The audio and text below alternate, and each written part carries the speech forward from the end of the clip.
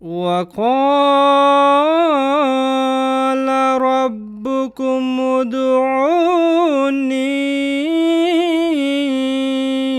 أستجب لكم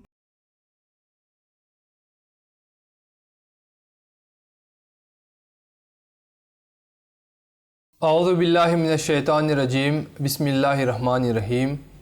Chers téléspectateurs de la MTA, Assalamu alaikum wa rahmatullahi wa barakatuhu. Bienvenue dans votre programme de la MTA, les prières exaucées.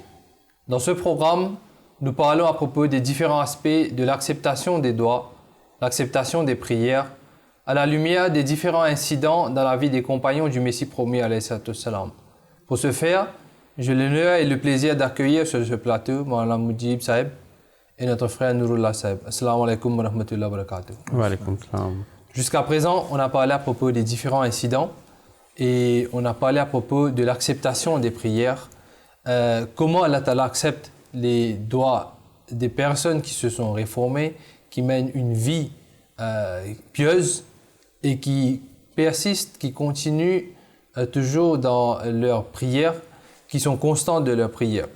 Aujourd'hui, on va commencer cet épisode avec un autre aspect des doigts, un autre aspect des prières, que comment Allah Ta'ala est en train de guider les gens qui sont en train de prier, mais c'est toujours de la part d'Allah. Comment Allah lui-même a commencé ce système de guider les gens vers le chemin qui mène vers Allah Ta'ala.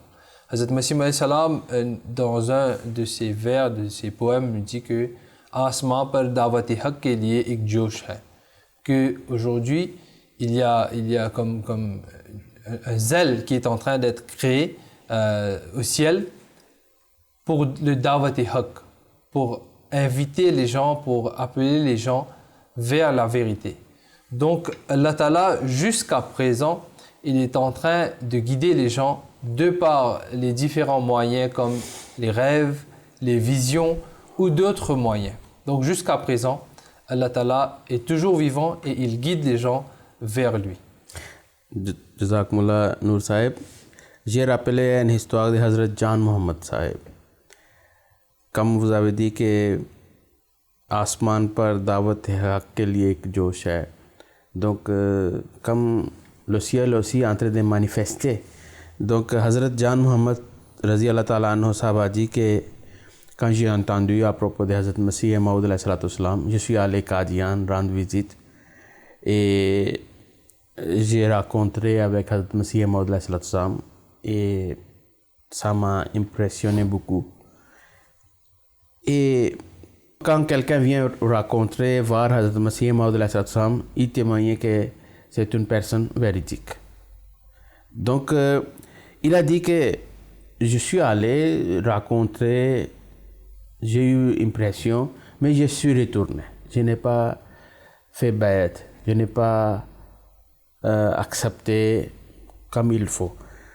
Et quand je suis retourné à Daska, Daska c'est dans une ville de Sialkot, c'est un village à Pakistan actuellement. Donc, en retournant, il dit que mon conscience m'a reproché que ce que j'ai fait, c'est pas bon. Il n'y a pas de garantie d'âge, combien de temps je vais vivre. Peut-être il a pensé qu'après je vais aller faire mieux. Donc, ma conscience m'a approché que ce que j'ai fait, c'est pas bon. Donc, on ne sait pas demain je vais être vivant ou bien non. Donc, je dois prendre décision. Donc, c'est là, il a dit que pour prendre décision, j'ai pensé que je vais faire istikhara. Et j'ai commencé istikhara, j'ai commencé par faire nafila, tahajjud, j'ai commencé par faire dua dans mes prières que, oh mon Allah, que si cette jamaat divine, c'est toi qui as planté, donc il faut me guider. Il faut me donner satisfaction pour que j'avais accepté et rentré dans cette jamaat. Il a dit que j'étais en train de faire dua et istikhara. Après quelques jours, j'ai vu un rêve. Et dans le rêve, j'ai vu un homme saint, un pire Husnain Shah Sahib. Il était déjà mort, il lui connaissait bien. Il est arrivé dans son rêve et il a dit que ça là, c'est l'époque de Messie promis, et c'est comme c'est son règne actuellement, il faut aller faire bête. Donc, dans son rêve, le pire qu'il connaissait déjà lui a indiqué que c'est l'époque du Messie, c'est l'époque du règne du Messie, donc il faut prendre le bête. Prendre le bête. Il a dit que j'ai vu rêve, mais comme j'étais un peu paresseux, je n'ai pas fait avant. Même après ça, j'ai oublié.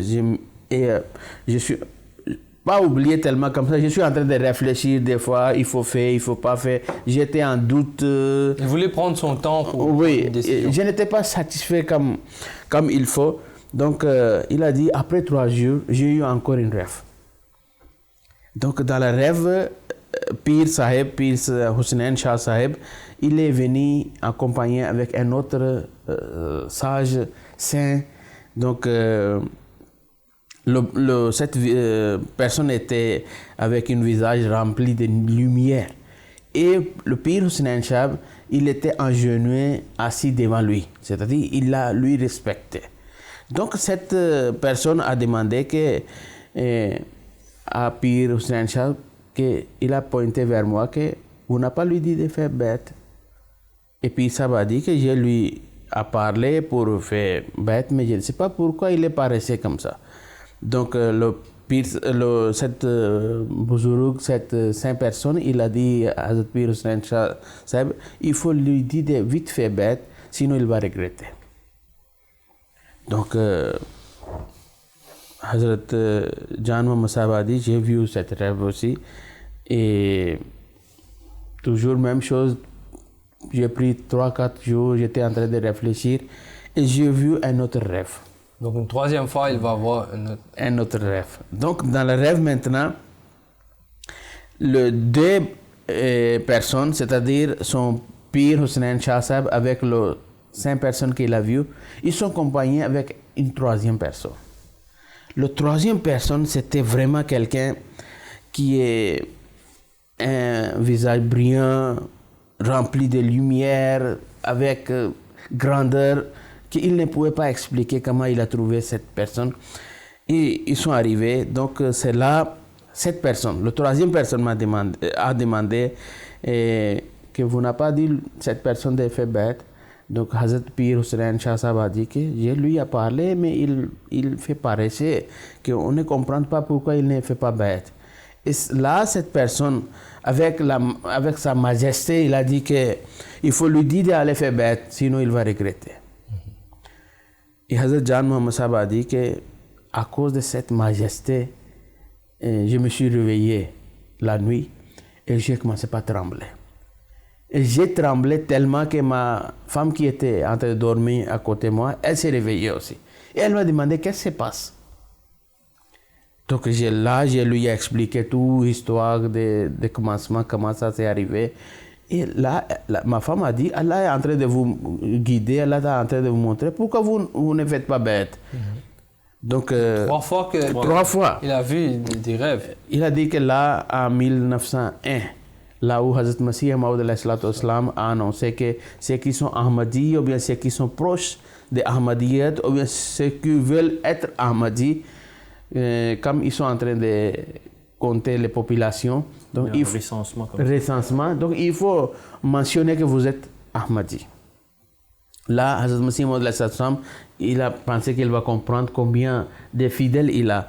Donc c'est là, il a dit que il a mentionné qu'il est Ahmadi, alors qu'il n'a pas fait bête. Donc, mais après ça, il a pris 10 jours de congé, là où il travaillait, et il est parti Qadian. Donc là aussi, ce qui est très intéressant, il a resté 10 jours là-bas, mais il a fait bête le 9e jour. C'est-à-dire, avant... Là aussi, il est paru ici encore. Oui.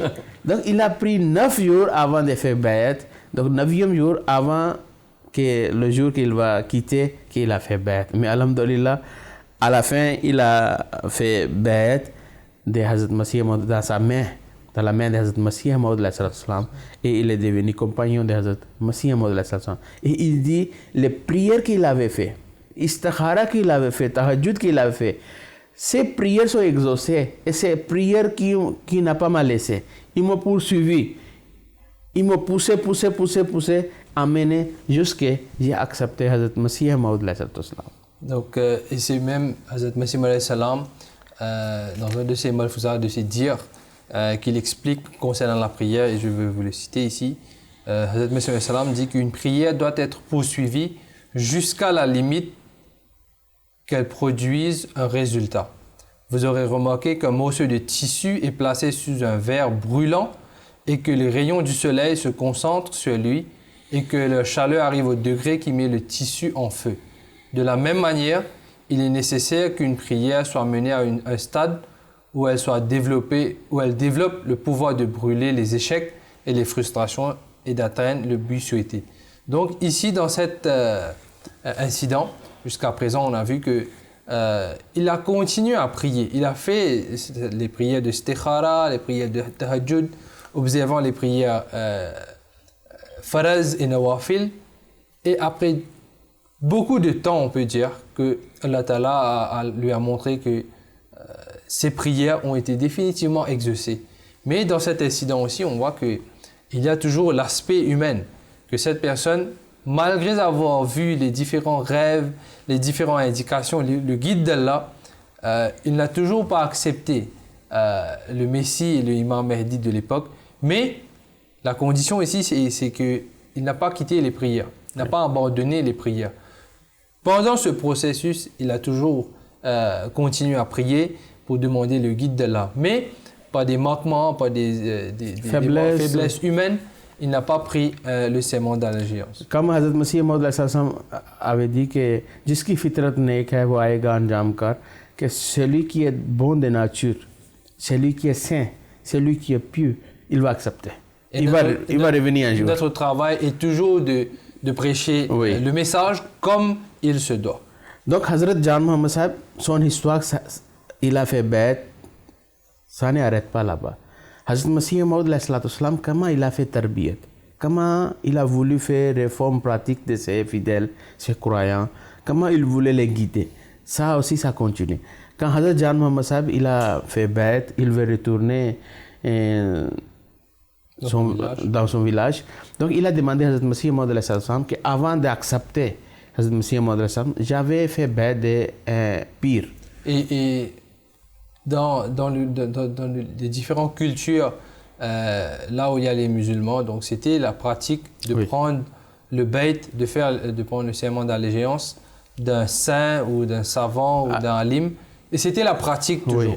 D'un imam de la mosquée ou bien d'un pire de village, ou bien ça dépend de comment il est connu, comment il a les fidèles. Donc c'est selon ça que les gens lui acceptent ou fait bête. Donc il a posé cette question à Hazrat Masih Maud qu'avant que j'avais fait bête avec vous, j'avais déjà fait bête d'un pire.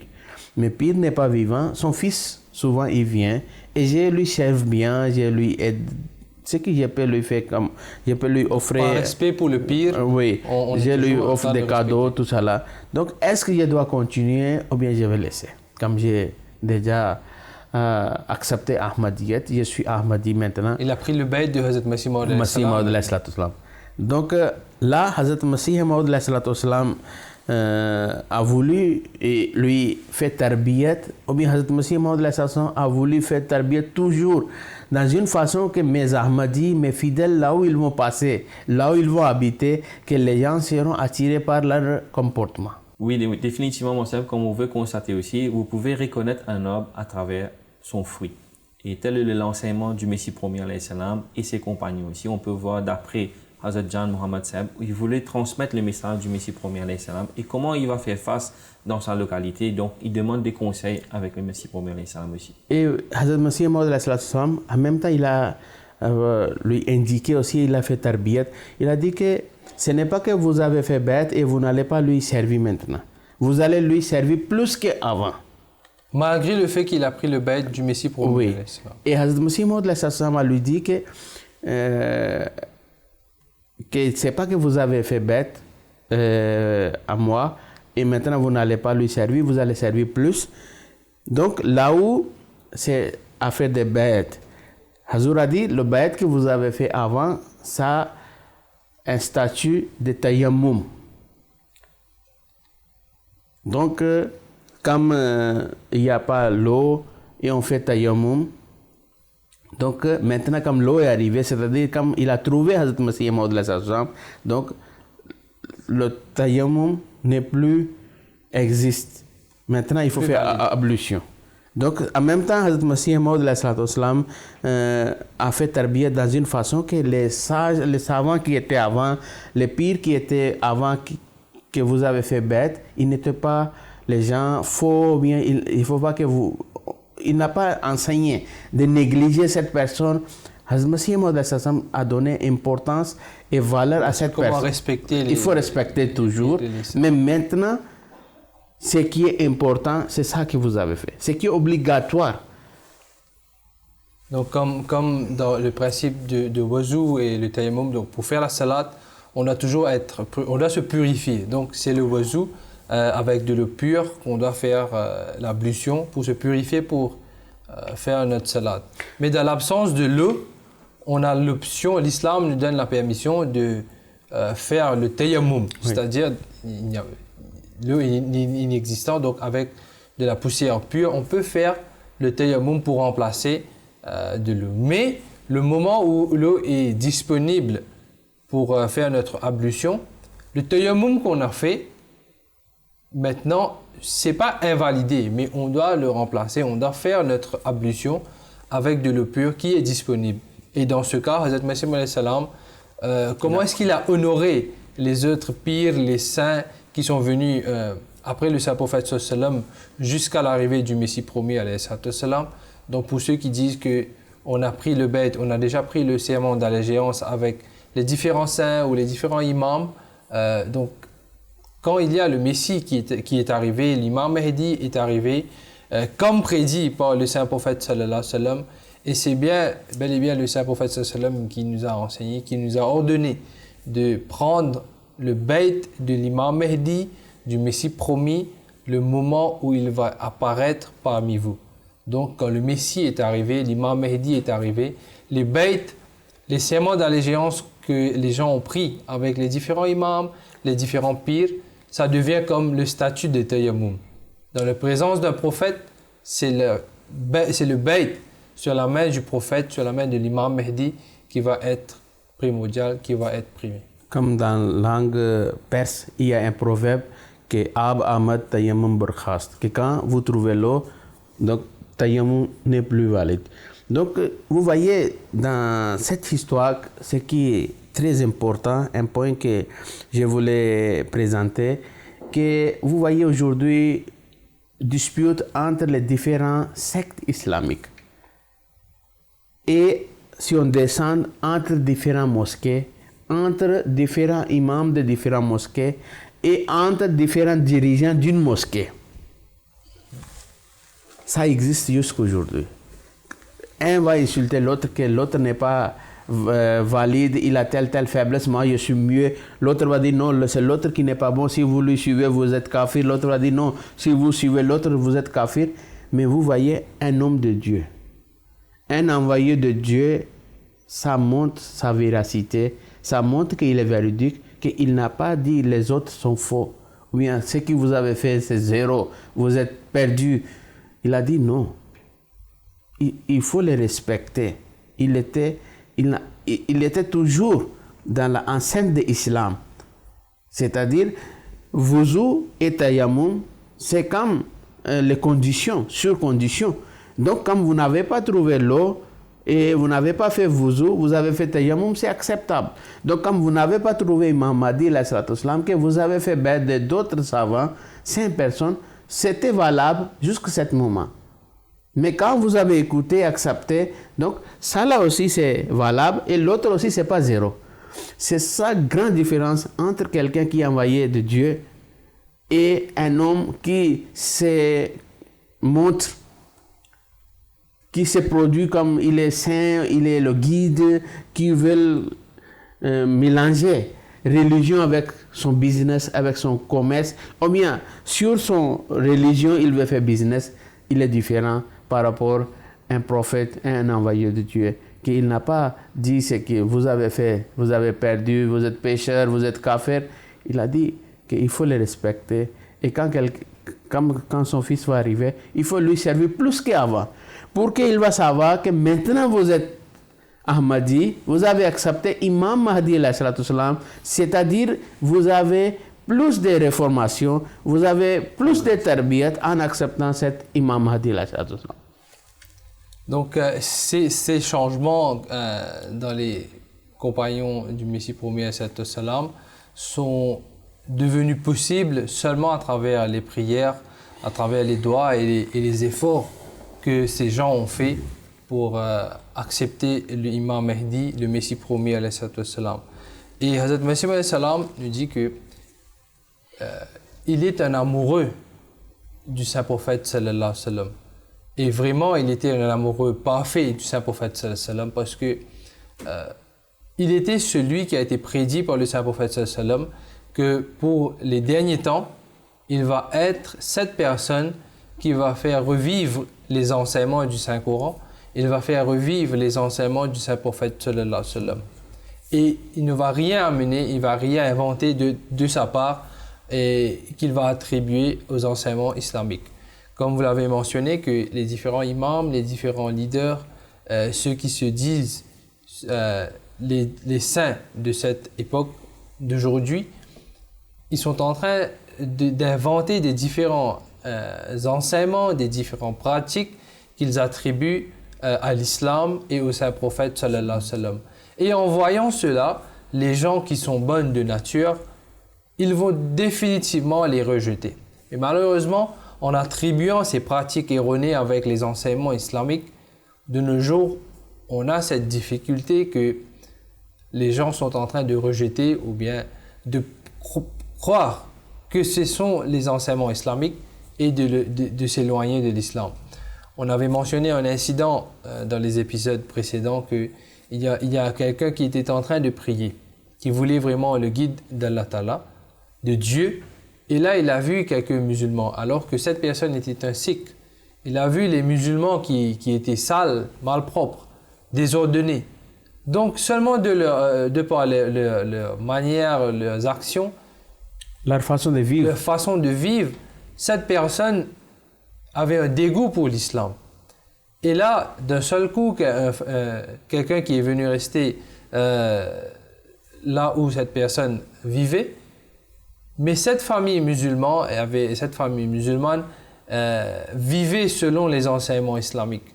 Et là, cette personne, il a constaté que c'est là les vrais enseignements islamiques.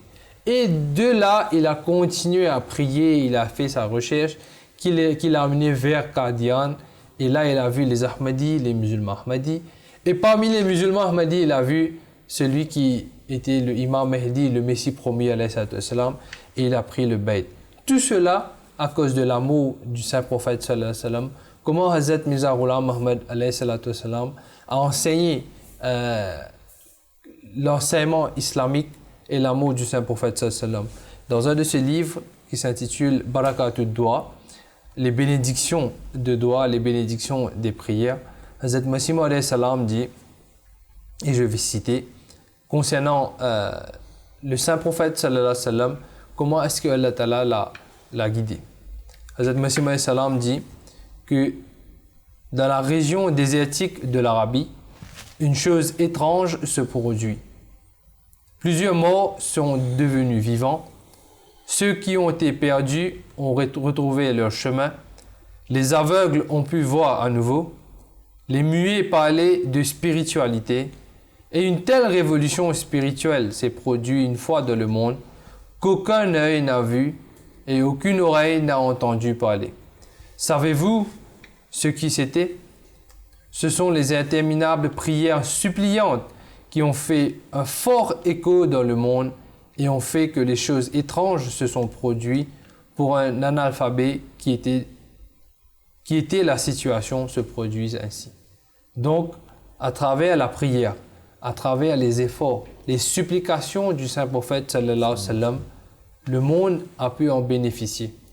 À travers ses pratiques, comment est-ce qu'il a enseigné le chemin vers Allah Ta'ala? Il a transformé les gens, les Arabes qui étaient un peuple barbare, qui n'avaient aucune culture ou manière.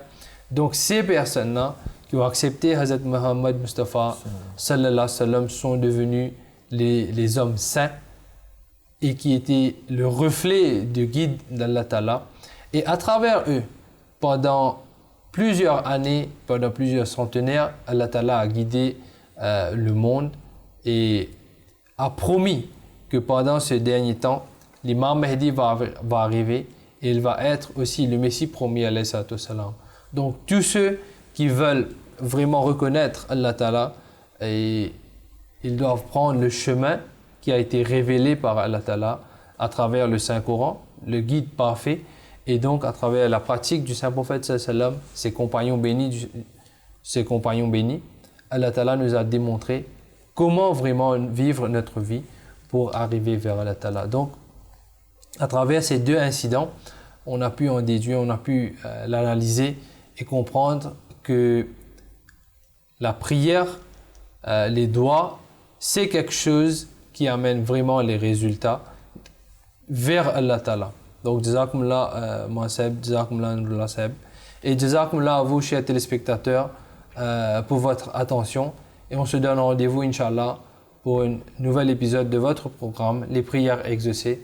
Assalamu alaikum wa rahmatullahi wa barakatuh.